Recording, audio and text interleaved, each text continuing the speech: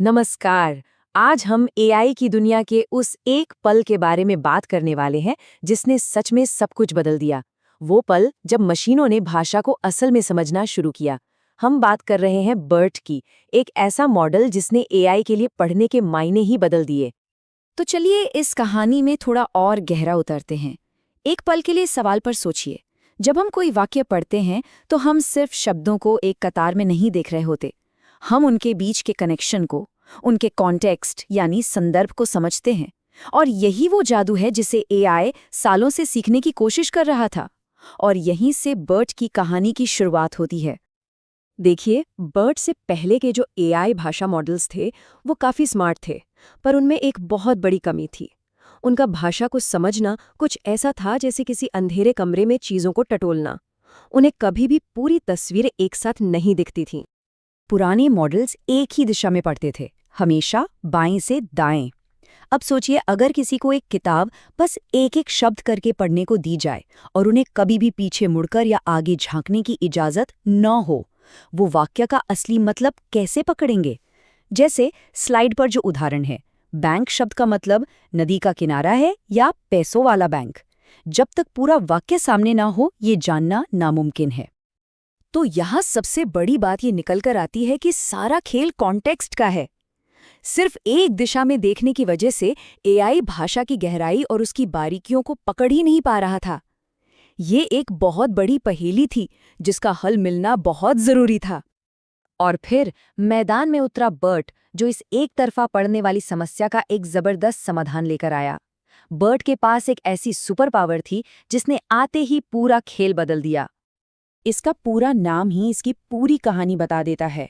बाइडायरेक्शनल encoder representations from transformers. यहाँ जो सबसे जरूरी शब्द है वो है बाइडायरेक्शनल, यानी दो तरफा।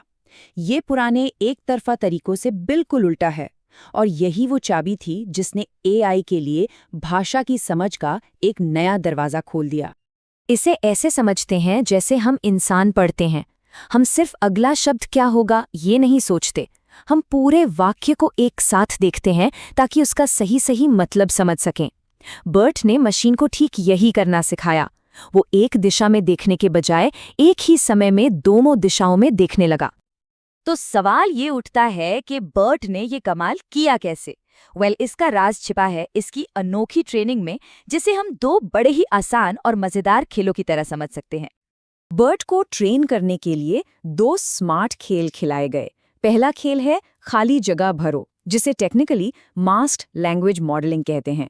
और दूसरा खेल ये पता लगाने का है कि क्या दो वाक्य एक के बाद एक आते हैं, जिसे नेक्स्ट सेंटेंस प्रिडिक्शन कहा जाता है। चलिए एक एक करके इन्हें समझते हैं। तो पहले खेल में बर्ट को एक वाक्य दिया जाता है जिसमें से कोई एक शब्द गायब कर दिया जाता है, या कहिए उस पर एक मास्क लगा दिया जाता है। अब बर्ट का काम ये है कि वो उस शब्द के दाएं और बाएं दोनों तरफ के शब्दों को देखकर ये अंदाजा लगाए कि उस खाली जगह में कौन सा शब्द था। और मजे की बात यह है कि ये बेतरतीब ढंग से किया जाता है। करीब 15% शब्दों को छिपा दिया जाता है, जिससे बर्ट जवाबों को रटने के बजाय भाषा के असली नियमों और शब्दों के बीच के गहरे कनेक्शंस को सीखने के लिए मजबूर हो जाता है। ये भाषा सिखाने का एक बहुत ही स्मार्ट तरीका है। दूसरा खेल है वाक्यों के बीच के रिश्ते को समझने का। बर्ट को दो वाक्य दिए जाते हैं, ए और बी। उसे बस ये बताना होता है कि क्या वाक्य बी वाक्य ए के ठीक बाद आता है या नहीं। जैसे पहले उदाहरण में दोनों वाक्य आपस में जुड़े हुए हैं, लेकिन दूसरे में दोनों का आपस में कोई लेना देना नहीं है। इस खेल से बर्ट ने वाक्यों के बीच के लॉजिकल कनेक्शन को समझना सीखा। तो इन दो खेलों से बर्ट भाषा की एक जनरल समझ तो बना लेता है, पर उसे किसी खास काम, किसी खास मिशन का एक्सपर्ट कैसे बनाया जाता है? यहीं पर फाइन ट्यूनिंग का कॉन्सेप्ट आता है। प्री ट्रेनिंग के दौरान बर्ट को बहुत सारा डेटा पढ़ाया जाता है, मतलब करोड़ों अरबों शब्द। ये डेटा किताबों और विकिपीडिया जैसी जगहों से आता है। इससे बर्ट एक मजबूत बेस तैयार करता है, जिससे वो भाषा का बेसिक स्ट्रक्चर, ग्रामर और सामान्य ज्ञान सीख लेता है। और एक बार जब बर्ट का ये शक्तिशाली दिमाग तैयार हो जाता है, तो फिर इसे कोई नया खास काम सिखाना बहुत आसान और तेज हो जाता है। जैसे सवालों के जवाब देना या किसी की बात का सेंटिमेंट समझना। इसके लिए बस थोड़ा सा नया और काम से जुड़ा डेटा चाहिए होता है। ये तरीका बहुत ही कारगर है। तो इस नए दो तरफा नजरिए और स्मार्ट ट्रेनिंग का नतीजा क्या निकला? नतीजा ये हुआ कि इसने नेचुरल लैंग्वेज प्रोसेसिंग यानी NLP की दुनिया में एक नया इतिहास रच दिया। बर्ट सिर्फ थोड़ा बहुत बेहतर नहीं था, ये एक असली गेम चेंजर था। इसने आते ही भाषा को समझने वाले लगभग हर स्टैंडर्ड टेस्ट पर पिछले सारे रिकॉर्ड्स को बस तहस नहस कर दिया।